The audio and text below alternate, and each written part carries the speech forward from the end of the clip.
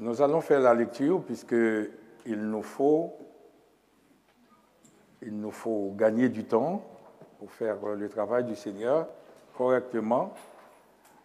Je vous invite à lire Matthieu 16, versets 13 à 19. Lisez dans vos cœurs, avec vos yeux, et moi je fais hausser, monter la voix. Mais je demande à chacun de vous de rester dans un silence, on dit silence sépulcral, c'est-à-dire au cimetière, là, il n'y a pas de bruit du tout. Il faut que tout le monde puisse entendre, être vraiment bien à l'écoute. Que le Saint-Esprit, l'esprit d'écoute, envahisse cette salle ce matin. Que l'esprit d'attention, je déclare l'esprit d'attention, l'esprit de compréhension puisse animer cette Église ce matin. Et que ce que nous allons dire, comme la Bible nous dit, ce que l'Esprit dit aux églises, à l'Église ce matin, que celui qui a des oreilles pour entendre, entende. Alors, j'ai fait lecture pour vous.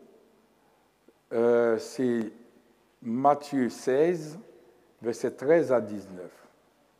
Jésus étant arrivé dans le territoire de Césarée de Philippe, demanda à ses disciples, « Qui dit-on que je suis, moi, le Fils de l'homme ?» Ils répondirent, « Les uns disent que tu es Jean-Baptiste, les autres Élie, les autres Jérémie ou l'un des prophètes. » Et Jésus leur dit, « Et vous, leur dit-il, qui dites-vous que je suis ?» Simon-Pierre répondit, « Tu es le Christ, le Fils du Dieu vivant. » Jésus, reprenant la parole, lui dit, « Tu es heureux, Simon, fils de Jonas, car ce ne sont pas la chair et le sang qui t'ont révélé cela, mais c'est mon Père qui est dans les cieux. Et moi, je te dis que tu es Pierre, et que sur cette pierre, je bâtirai mon église, et que les portes du séjour des morts ne prévaudront point contre elle. Je te donnerai les clés du séjour, les clés du royaume des cieux. Ce que tu liras sur la terre sera lié dans les cieux, et ce que tu délieras sur la terre sera délié dans les cieux. Parole du Seigneur. Il y a tout un programme, mes bien-aimés. Bien souvent, on a tendance à détacher le mot « Église ». C'est la première fois de la mention de l'Église. On enlève l'Église, mais on oublie tout ce que Jésus a dit à côté. Comme on dit en anglais, c'est un package. Tout est là-dedans, etc. L'Église a été mentionnée, c'est vrai, mais avec toute la mission de l'Église. Or, la mission de l'Église, nous voyons, il a dit, je te donne les clés du royaume des cieux, ce que tu liras sous cette terre sera lié dans les cieux, et ce que tu délieras sous cette terre sera délié dans les cieux. Alors, mes bien-aimés, nous vivons dans un monde complexe. Je ne vous apprends rien, un monde difficile, un monde compliqué, personne ne sait où on va, etc. On est pris dans un courant, on ne sait pas. Les gouvernements sont dépassés, les scientifiques sont dépassés, et tout le monde, on attend. Et il y a des calamités, des maladies, de toutes sortes. Nous sommes en plein dedans. Il y a la violence gratuite. Il y a la désobéissance totale. Personne n'obéit à personne. À l'Église, il n'y a pas d'obéissance. Dans les foyers, il n'y en a pas. Donc c'est le résultat de toute façon. Quand il n'y en a pas à l'église, c'est sûr, il n'y en aura pas non plus dans les foyers. Alors, il y a et le gouvernement, tout le monde est déplacé. Nous vivons dans un monde compliqué. Dans ce monde compliqué, il y a des pasteurs et même des théologiens qui disent le temps des miracles, c'est fini. Puisque c'était pour les apôtres qui devaient bâtir le fondement et avec des miracles de Jésus. Maintenant, une fois que c'est terminé le fondement, l'Église, voilà, on n'a pas besoin encore des miracles. Mais bien aimés, nous pouvons aussi, Dieu nous donne cette capacité de faire une petite logique à notre portée, peut-être, mais c'est quand même à notre portée. Imaginons un jour, Monsieur le Président de la République, Monsieur Macron, arrive pendant cette période de pandémie générale, cette maladie qui fait des ravages. Macron dit, messieurs, on ferme tous les hôpitaux. Les infirmières, les médecins, restez chez vous. Et tandis que les maladies, voilà. Qu'est-ce que vous allez faire? Parce que les Français, vous savez, descendent dans la rue pour un oui, pour un non. Cette fois-ci, ils auront raison de descendre dans la rue. Ah, vous allez voir du monde. Vous savez, moi, je faisais le tour de la France et de Paris presque tous les jours, quand je faisais le taxi.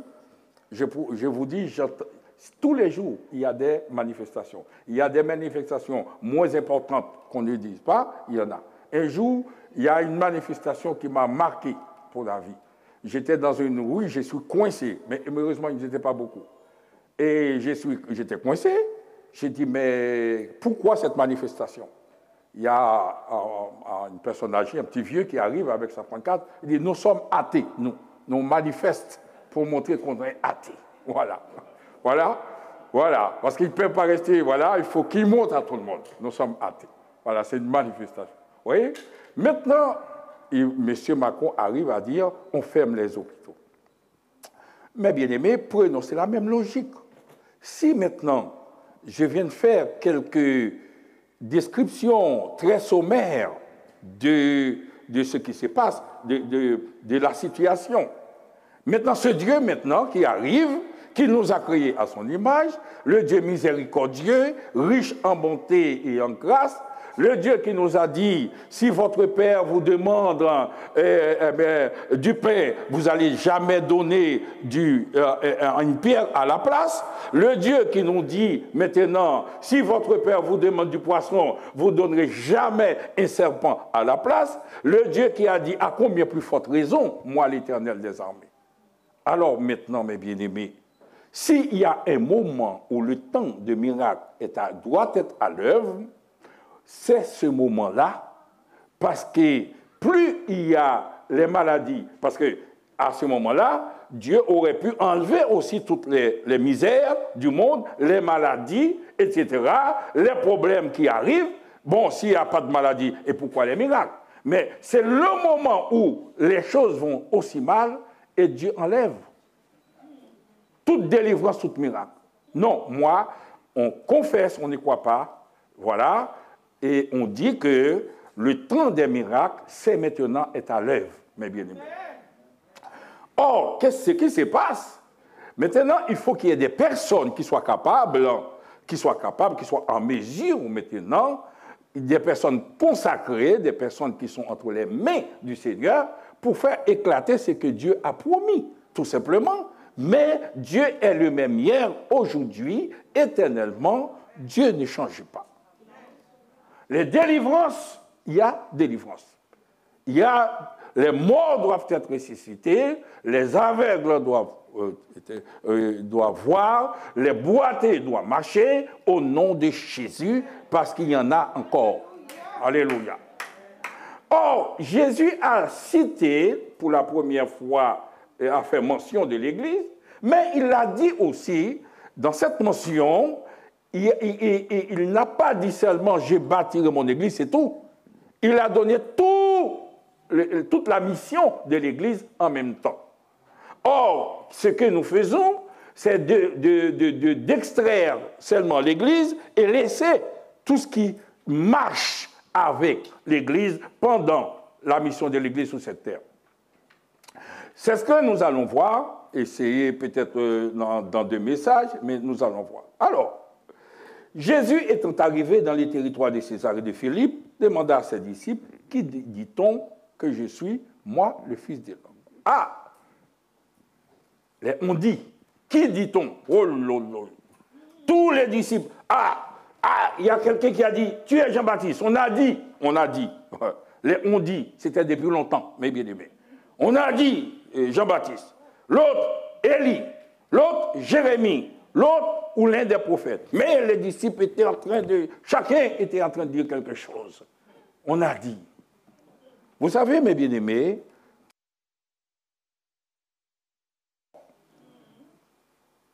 il y a des églises qui sont là, ils portent le nom de l'église.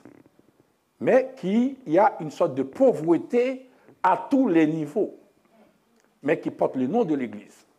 Mais comme les gens aussi sont incapables, en même temps, comme on dit, c'est les aveugles et qui conduisent, les borgnes qui conduisent les aveugles, eh bien, tout le monde va. Il y a des églises qui n'ont rien à voir avec Christ, qui portent le nom de l'église.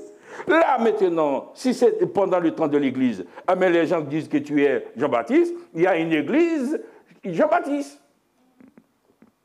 C'est vrai, Jean-Baptiste était un prophète, mais Jean-Baptiste n'était pas Christ. La paix soit avec vous, mes bien-aimés. C'est vrai, Élie était un grand homme de Dieu, mais Élie n'est pas Christ. Et l'église doit être bâtie sur Christ. Est-ce qu'on est d'accord, mes bien-aimés? L'un des prophètes, c'est honorable, mes bien-aimés. Ils disent des choses bien, qui ressemblent à des hommes qui ont marqué leur temps, parce que les prophètes étaient là pour annoncer la venue de Christ. Mais ça n'a jamais été Christ. Alors, maintenant, Jésus qui est patient, alors les disciples chacun était en train de dire des paroles, des gens qui circulent des choses.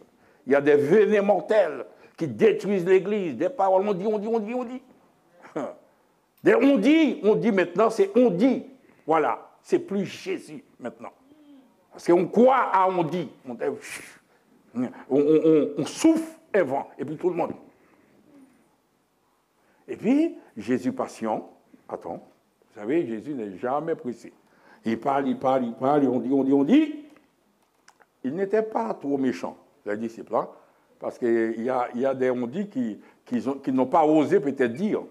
Parce qu'il y a les scribes et les pharisiens disaient qu'il était possédé, qu'il avait un démon. Mais là, on n'a pas dit ça. Heureusement, c'était bien. Voilà. Mais si on voulait dire tout ce qu'on pensait, tout ce que, voilà, il y avait encore, la liste serait longue encore. Mais quand Jésus termine, il y avait voilà, Jésus dit, mais et vous? Ok, vous avez entendu ce qu'on dit, mais moi, ce n'est pas ça qui m'intéresse. C'est très bien de le dire, mais vous, qui dites-vous que je suis? Et là, il y a eu un silence. Tout le monde était en train, voilà, de chercher des poux, comme on dit. Mais c'est vrai. Mais qui est cet homme? Voilà. Les disciples étaient en train de tourner en rond. Jacques était en train de regarder Pierre, Pierre en train de regarder André, etc. Et puis on est là, et voilà. Et puis, pendant, voilà qu'ils étaient en train de chercher, Simon Pierre répondit, « Tu es le Christ, le Fils du Dieu vivant. » Jésus reprenant la parole et lui dit, « Tu es heureux, d'abord, Simon, fils de Jonas, car ce ne sont pas la chair et le sang qui t'ont révélé cela, c'est mon Père qui est dans les cieux, etc. » Là, il y a un point théologique à défendre, mes bien-aimés. Bien souvent, les témoins de Jéhovah et d'autres religions que je n'aimerais pas citer disent que c'est Constantin. Vous savez, pour vous, là, il y a des religions qui disent vous êtes c'est Babylone. Parce que c'est Constantin qui a dit, qui a fait de Jésus-Christ. Il n'est pas Dieu. En 325, c'est Constantin qui a fait ça. Mais quand nous regardons ici de près, mes bien-aimés, avant d'aller pour faire, comme on dit, mais faisons aussi un petit peu comprenons un peu la parole de Dieu. Qu'est-ce que Jésus a répondu? Tu es heureux, Simon, fils de Jonas, car ce ne sont pas la chair et le sang. C'est-à-dire, la chair et le sang, aucun homme, ni Constantin, ni les apôtres, ni la tradition, ni personne, chair et sang, faite de chair et de sang, personne ne pouvait dire ça. C'est ce qu'il a dit, Jésus qui a dit dans sa bouche. Voilà. Et il a dit, ensuite, il a donné la source de cette révélation. Il a dit, c'est mon Père, seul, qui est dans les cieux, qui a dit. S'il y a quelqu'un qui a fait de Jésus Christ, le Fils de Dieu vivant, Dieu même, ce n'est ni un homme, ni une administration, ni un groupe d'hommes, ni la tradition, ni même les apôtres, c'est mon Père. La paix soit avec vous. Et j'aimerais, mes bien-aimés, que vous puissiez, et c'est là, tout va dépendre de tout chrétien sur la terre. Qui est Jésus pour vous? Est-ce que c'est Jésus Élie, Jésus Jean-Baptiste, ou c'est le Christ où tu as reçu une révélation? Alors, la paix soit avec vous, mes bien-aimés. Non pas ma révélation, non pas ce que je vous dis. Le Christ, c'est-à-dire c'est le Père même qui va vous révéler au travers du Saint-Esprit pour dire que Jésus est Christ. Et ça doit changer systématiquement toute votre vie. Ça doit impacter votre vie. Et tant qu'on n'a pas cette révélation directe de la part du Père, on peut venir à l'église, mes bien-aimés, et c'est pour cela l'église, il y a des gens qui partent, qui reviennent, qui sont un peu partout, parce qu'ils n'ont pas encore reçu ou ils n'acceptent pas cette révélation importante venant de Dieu. C'est mon Père qui révèle. Je vais vous dire quelque chose de très important ce matin, mes bien-aimés. Vous savez, je vais vous dire une chose. Personne dans cette église, personne n'est pareil. Vous avez vu l'empreinte qu'on t'a fait, l'empreinte pour vérifier, etc., pour voir si, pour essayer de vous identifier. Et d'après la science, aucune empreinte n'est pareille. En Christ aussi, personne n'est pareil.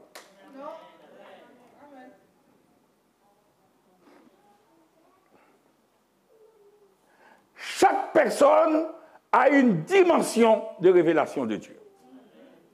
Parce que c'est Dieu qui parle, et ce n'est pas parce que ce n'est pas la globalité qui fait un chrétien, mais c'est la révélation directe et distincte.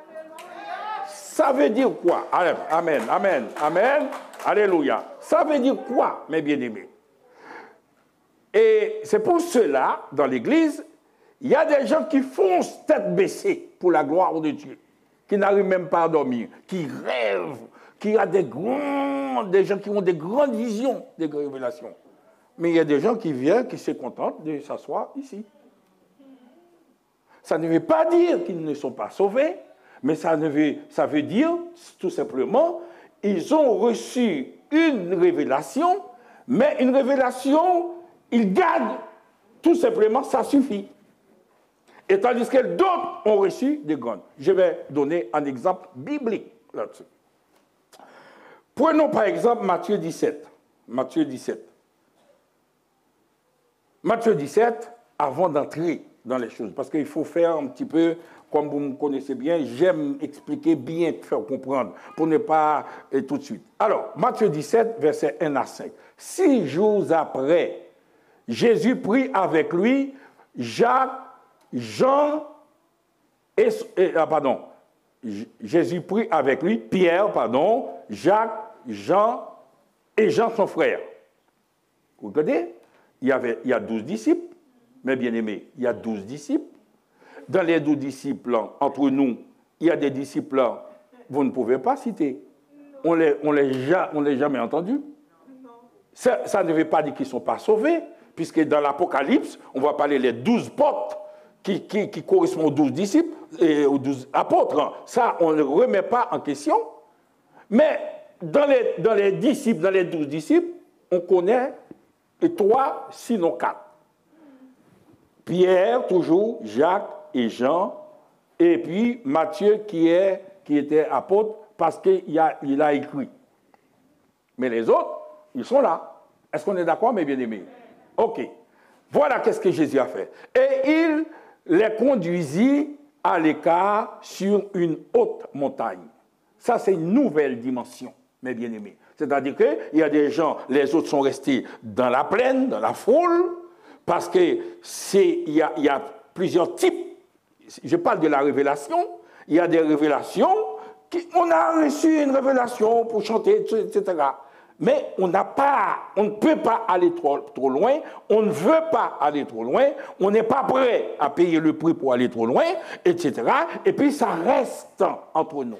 Et puis la Bible dit, il fut transfiguré devant eux. Son visage resplendit comme le soleil et ses vêtements dévinrent blancs comme la lumière. Le verset 3, et voici Moïse, Élie, leur apparurent, s'entretenant avec lui. Et après, verset 4, Pierre prenant la parole et dit à Jésus, Seigneur, il est bon que nous soyons ici.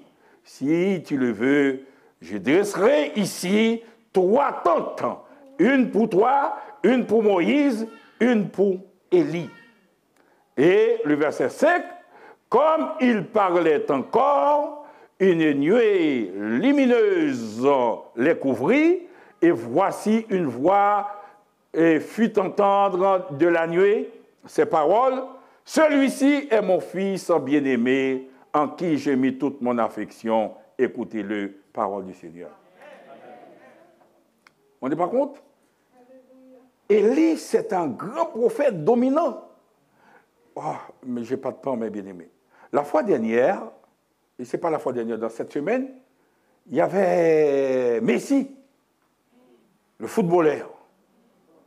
Les gens affluaient sur les Champs-Élysées, dans les stades partout, pour voir un homme. La personne est avec vous.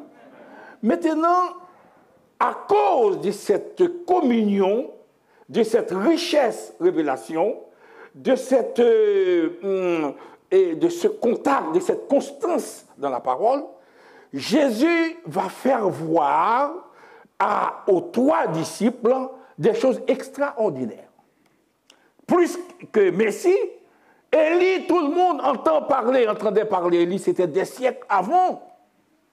Et puis, maintenant, tous les jours, les gens disent Élie va revenir. Maintenant, à cause de cette consécration, la personne avec vous, je ne sais pas si vous me comprenez, mes bien-aimés. Et c'est pour cela, mes bien-aimés, votre consécration n'est pas la consécration de votre mari. Votre consécration n'est pas la consécration de votre femme.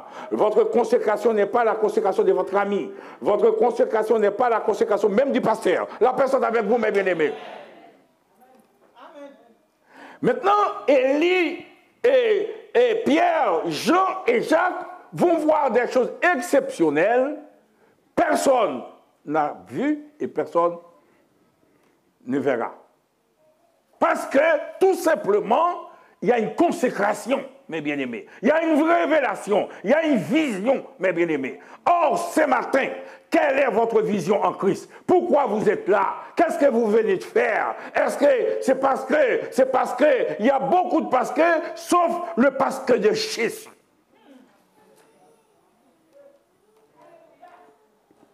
Quelle révélation? Est-ce que c'est la suite d'une révélation? Et je vous dis une chose, mes bien-aimés. On connaît tout de suite, comme on dit, on connaît l'arbre par ses fruits. Les jours que vous avez une révélation, Dieu vous a placé dans cette église. Même s'il y a des vents, des tempêtes, des ceci, de cela, ce n'est pas problème. C'est Dieu qui vous a planté là. Et vous êtes plantés, mes bien-aimés, pour une vision spéciale, mes frères. Vous avez une mission, mes bien-aimés. Ce n'est pas la chair et le sang. C'est une révélation du Saint-Esprit. Peut-être, je vous dis une chose, votre présence seulement va rassurer une personne qui allait chuter.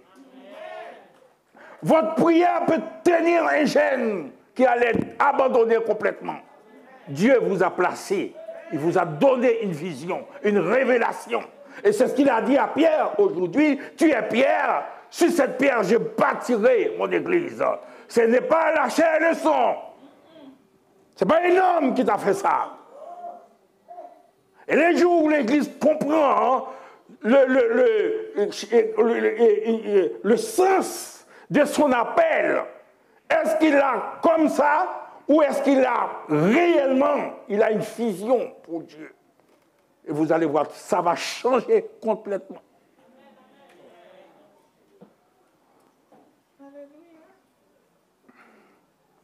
Quand vous avez une vision, il y a des réunions, vous ne pouvez pas rester. Parce que vous avez quelque chose, vous êtes porteur d'un message spécial. Vous avez le feu en vous, ça risque d'éteindre ce feu. Il y a des discours que vous ne pouvez pas entendre. Parce que vous avez quelque chose en vous. La paix soit avec vous. Ce que je vous dis, mes bien-aimés, nous vivons dans une période d'athlètes, etc. Une athlète ne mange pas n'importe quoi, ne s'assoit pas n'importe quoi, 1 heure pour coucher, 1 heure pour... etc. Sa vie est réglée parce qu'il a une vision. Il faut qu'il soit champion. Donc, il faut qu'il paye tout cela. Mais bien aimés, arrêtons de venir à l'église, voilà, etc. Venir à l'église parce qu'on a reçu une révélation pour Christ, mes bien-aimés. Et vous allez voir, et c'est pour cela, la faiblesse de l'église est là. L'église est faible, pauvre. Et on accuse Dieu bien souvent, on se plaint, comme le monde se plaint. Pourtant, nous avons, le temps des miracles est encore là. Malheureusement, je ne sais pas si je vais arriver. Il a dit, tu es Pierre, tu es heureux déjà. Heureux déjà. Le fait d'avoir cette révélation, tu es heureux.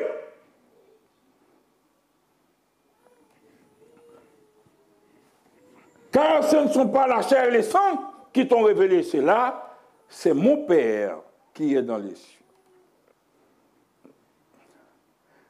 Et moi, maintenant, ce que je te dis, puisque, alors, il parle avec des gens qui ont reçu cette révélation, bien comprendre, mes bien-aimés, pour ne pas, il n'y a pas de confusion, il est clair. Donc, il y a un « et » ici qui relie la première phrase à l'autre qu'il va dire. Et moi, puisque tu as une révélation directe de la part du Père, pas de la part, parce qu'on dit Jean-Baptiste, ni Élie, ni ceci, ni cela, il y a le cœur, l'esprit lui-même rend témoignage à mon esprit que je suis enfant de Dieu.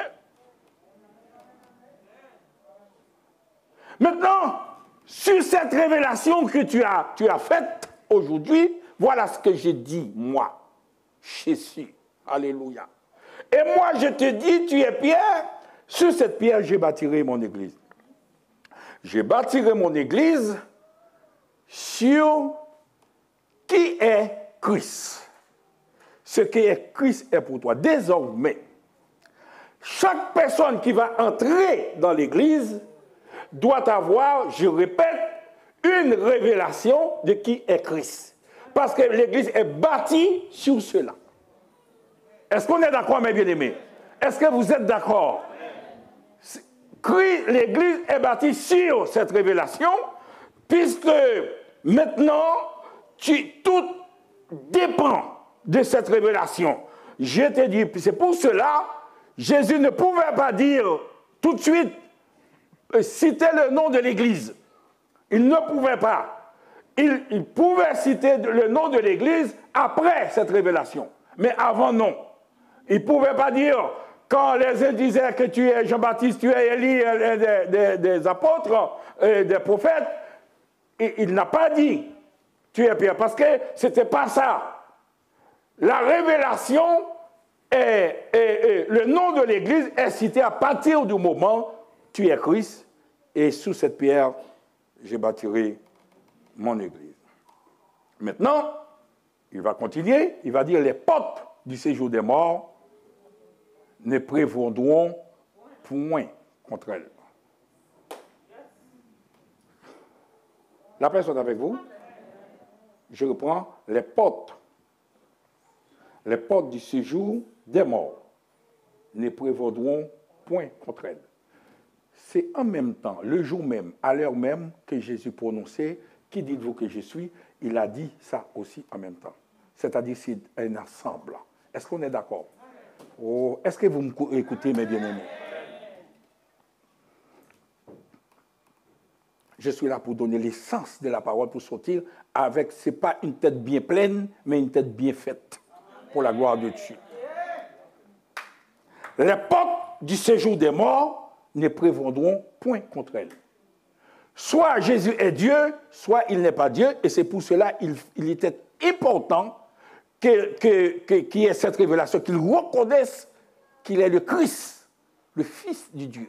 Parce qu'il va dire des choses, les gens, pour ne pas comprendre ça dans un sens vague, il va dire tout simplement, les portes, moi je te dis, Pierre, puisque tu as eu cette révélation, les portes du séjour des morts ne prévaudront point contre elle. Ça, c'est une première déclaration importante. Pour l'Église, la paix avec vous, mes bien-aimés, pour l'Église, les portes et le mot prévaudront, c'est un mot gentil. Les Français aiment ça. Les Français sont polis. Tout le monde le sait. Voilà. Prévaudront, c'est-à-dire ne pourront pas résister contre l'Église. Autrement dit, c'est comme une sorte de bulldozer. C'est comme des voitures béliers qui vont défoncer les portes du séjour des morts pour ouvrir les prisons et pour faire sortir des gens avec autorité, mes bien-aimés. C'est ce qu'il a dit, c'est-à-dire personne ne pourra résister. Les portes du séjour des morts ne pourront résister. Les portes du séjour des morts ne pourront résister. Les portes du séjour des morts ne pourront résister. Il faut dire ça longtemps, jusqu'à ce que ça entre, mes bien-aimés. Je vous donne encore un autre exemple. Vous savez, mes bien-aimés, tout paraît difficile. Pourquoi on dit les portes du séjour? Vous allez dire, waouh, oui, mais s'il y a quelqu'un qui est mort, il est mort, etc. Ce n'est pas comme ça. Quand on est dans la chair, quand on n'apprend pas, ça devient difficile. Par exemple, il y a des gens qui ne monteront jamais sur un vélo parce qu'ils ont peur. Une fois qu'ils voient le vélo, oh là, je vais tomber. Ils voient déjà des bleus partout, même avant de monter. Mais qu'est-ce qu'ils font? Ils restent jamais. Il y a des gens qui ne vont jamais à la piscine. Ils se noient tout de suite, ils voient le cadavre qui est en train de sortir. Eh bien, ils tremblent. Voilà. Pourquoi? Parce qu'avec les yeux, on anticipe, on voit des choses. La fois dernière, on a vu un athlète qui a sauté plus de 2 mètres. Et 2 mètres 50 ou 2 mètres 40, combien? Vous voyez, il est comme ça, il est parti, il a passé en bas. Mais quand j'ai vu la barre, 2 mètres, vous ne vous rendez pas compte? Sans rien du tout, il est parti en vitesse. Pourquoi il a fait? La première fois, il ne pouvait pas sauter même 50 cm. Il a essayé. La personne est avec vous. Quand il a réussi 50 cm, il a essayé 1 mètre. Il a mis du temps. Psychologiquement, il sait qu'il peut aller jusqu'à 1 mètre. C'est-à-dire c'est dans la tête que ça se passe. Ce n'est pas dans les yeux. tant qu'on reste à côté, on regarde, on voit que c'est impossible. Mais quand on voit, on fait confiance à Dieu, c'est pour cela que la Bible va nous dire, rien n'est impossible à celui qui croit. Jésus était arrivé à un endroit, il avait un figuier. Et puis, il a cherché des fruits et qu'il n'y en avait pas. Jésus a prononcé une parole. Il a dit que personne ne mange de tes fruits parce qu'il n'y a pas de fruits là-dedans, mes bien-aimés. À l'heure même, Matthieu 21, à l'heure même, ce qui se passe, le figuier était desséché sur place. Les disciples disent, oh là là, qu'est-ce qui se passe? On n'a jamais vu ça, mes bien-aimés. Jésus va dire, si vous avez la foi comme un grain de sénévré, vous direz à cette montagne de se déplacer, ça va se faire. Plus on s'exerce à faire éclater la gloire de Dieu, plus on croit, mes bien-aimés, plus ça devient possible. La paix soit avec vous. Mais si on ne croit pas, on reste, on regarde avec les yeux charnels, mais on n'arrivera jamais qu'à faire quelque chose. La paix soit avec vous. Et puis, maintenant, il va dire, je te donnerai les clés du royaume. Ce que tu liras sous cette terre sera délié dans la ciel. Si tu ne crois pas,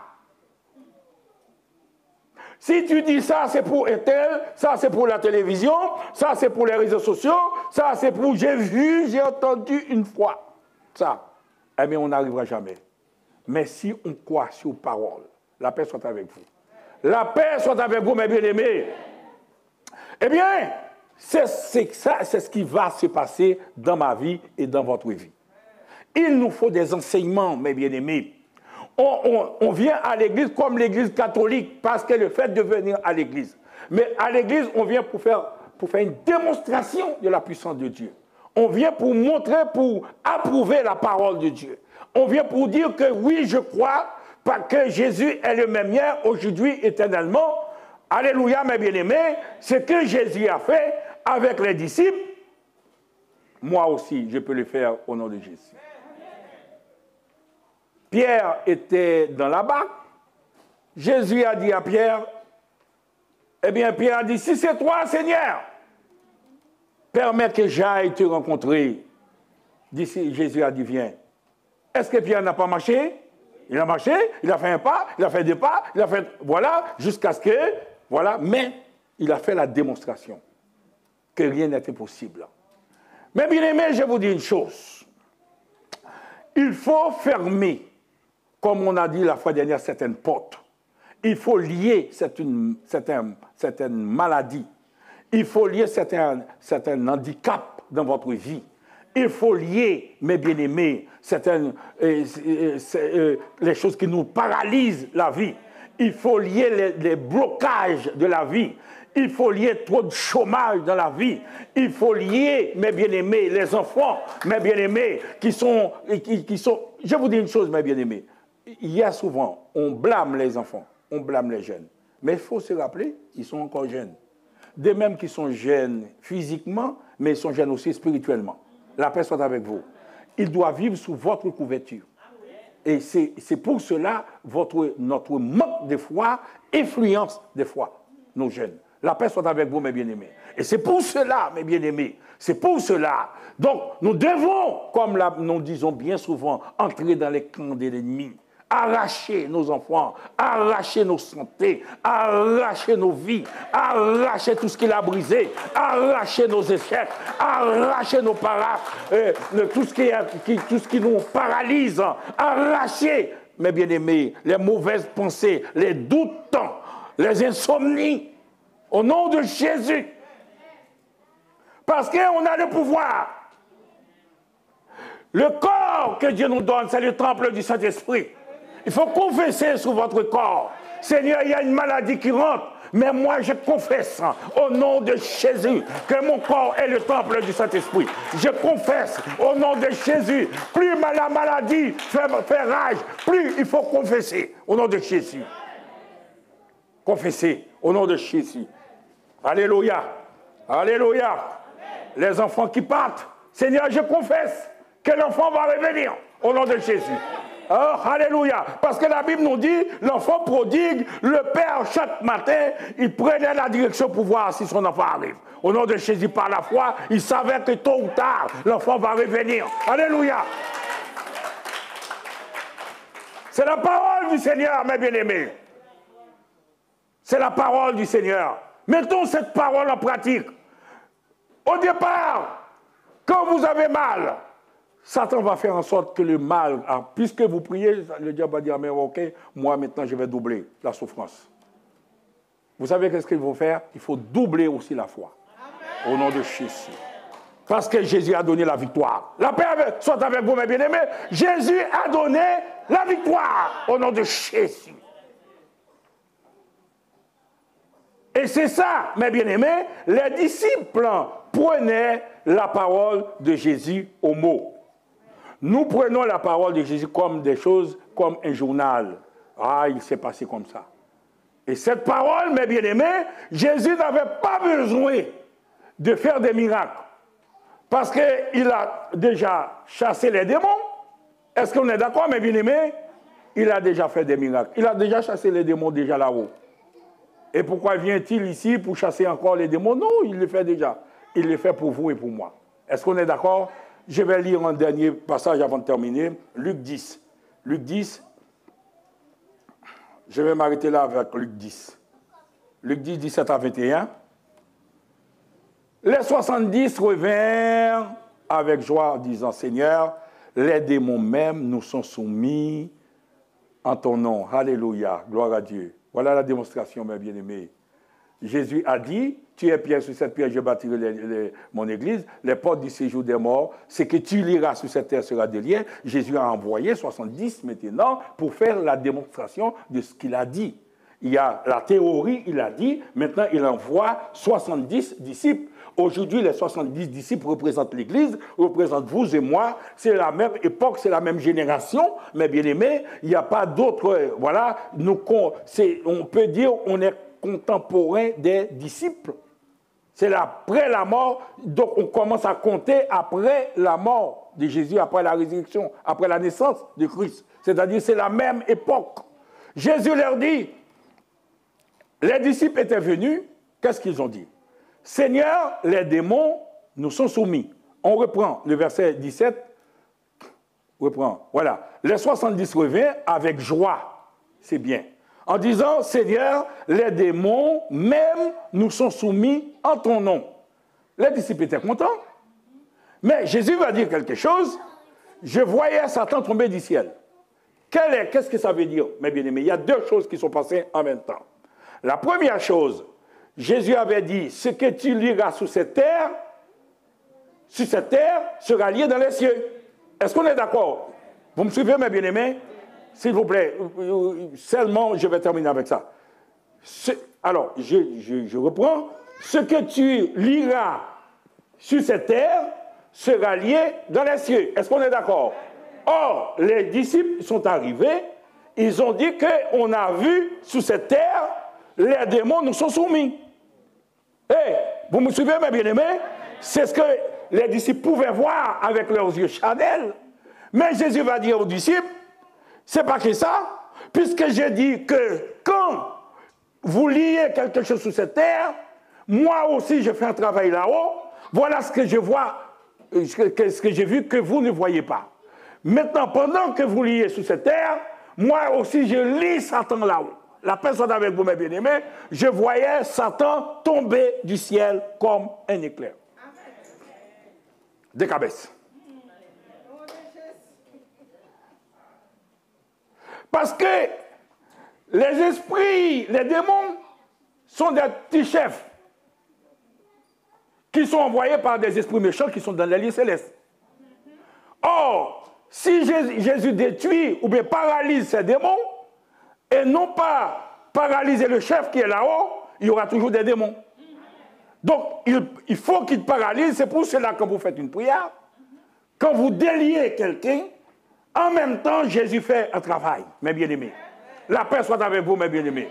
Oh, la paix soit avec vous, mes bien-aimés. Et le verset, et on va continuer pour terminer. Et verset 19. Voici, je vous ai donné le pouvoir de marcher sur les serpents et les scorpions et sur toute la puissance de l'ennemi. Toute la puissance de l'ennemi et rien ne pourra vous nuire. Parole du Seigneur. Je vous dis une chose, mes bien-aimés. On donne des vaccins contre une maladie, mais vous avez un vaccin ici. Oui, vous pouvez, voilà.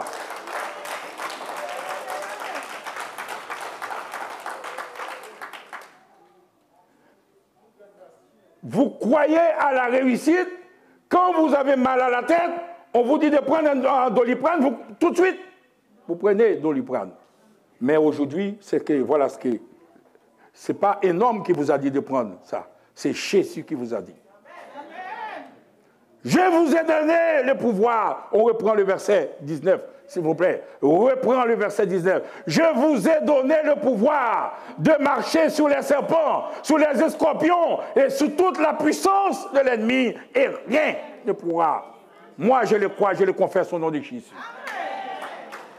Je le crois sous ma vie au nom de Jésus. Et c'est pour cela que je suis encore ici. Je le crois, mes bien-aimés. Seigneur, je crois. Je le crois. Et c'est pour cela que Jésus, les disciples disent, Seigneur, augmente-nous la foi. Parce qu'on veut croire. On a envie.